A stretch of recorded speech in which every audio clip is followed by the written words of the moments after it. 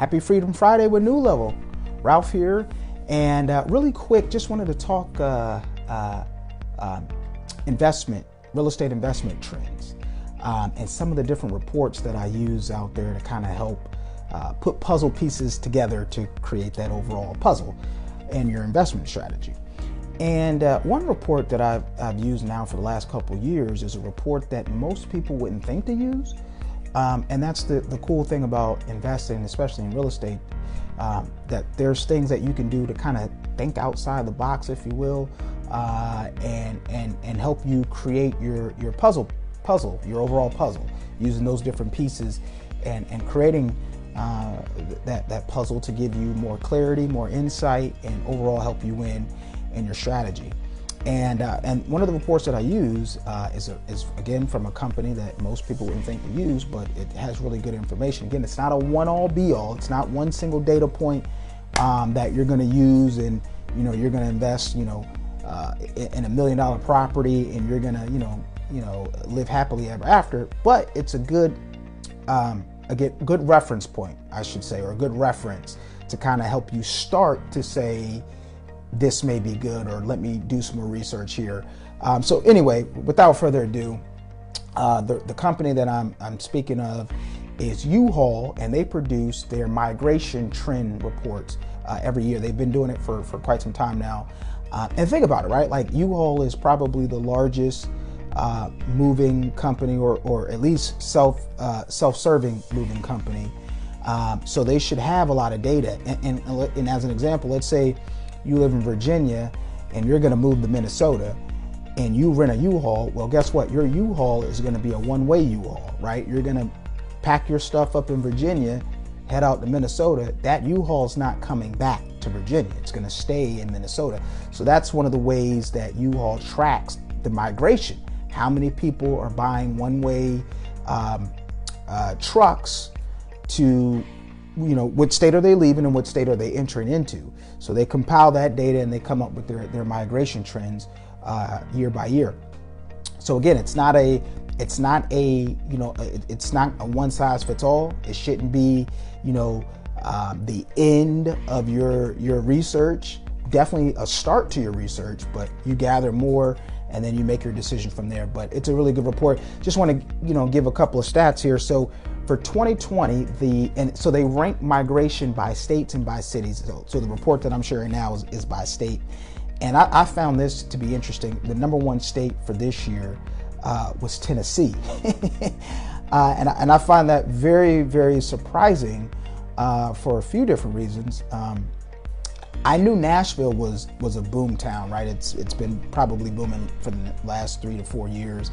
So I always knew Nashville was really good. But when you start to invest in multifamily properties, and you start to do your different research and find different brokers, you'll get in different networks. And one of the networks I'm in always sends me packages for Memphis, Tennessee.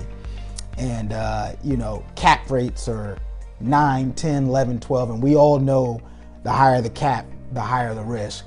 And Memphis, as well as some other cities, are filled with that. So every time I think Tennessee, I think Memphis or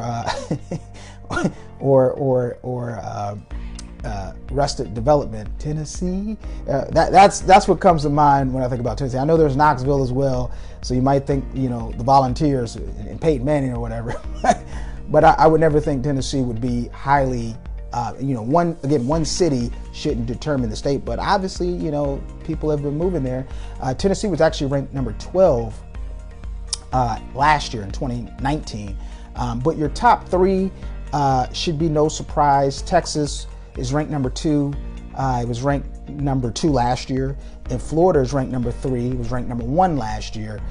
So that's no surprise. Ohio is ranked number 4. It was ranked number 7 last year. Now, I've been hearing some really good things about Columbus, but Cleveland seems to be turning around. I think Cincinnati is starting to become a boom town.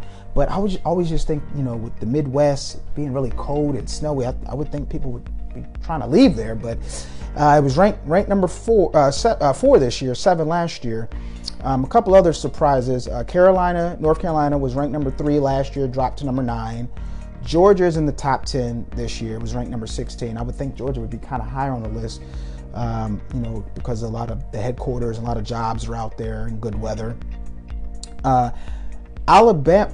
South Carolina is a surprise. It was ranked number 4 last year. I can understand that. Number 15 this year.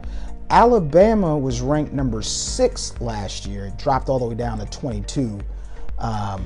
Virginia ranked number 28 this year.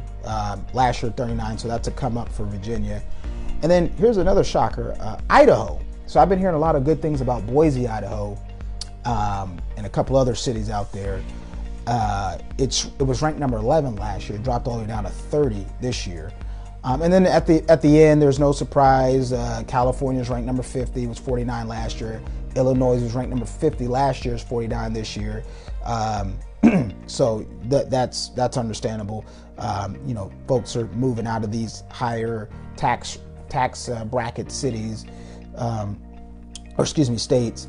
New Jersey's 44, 48 this year, 44 last year. So again, this is a good starter report, right? To kind of, build your research from there. Let me see a state and, it's ranked pretty high, and or dropped out, and you want to figure out why these trends are happening. Or was there a big job migration, or companies were leaving and plowing into these states, or is this just a one-time influx of people? Then next year it's going to fall off a cliff.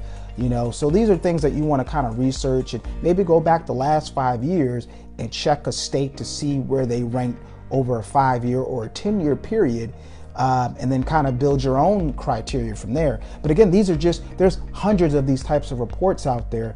You want to start to research these things, and then start to put your thesis in place, and get these little puzzle pieces to equal the overall puzzle. And that way you can be more informed, more intelligent about where you're investing in real estate. Okay, hopefully that helped. Happy Freedom Friday. We'll see you next week. Thanks.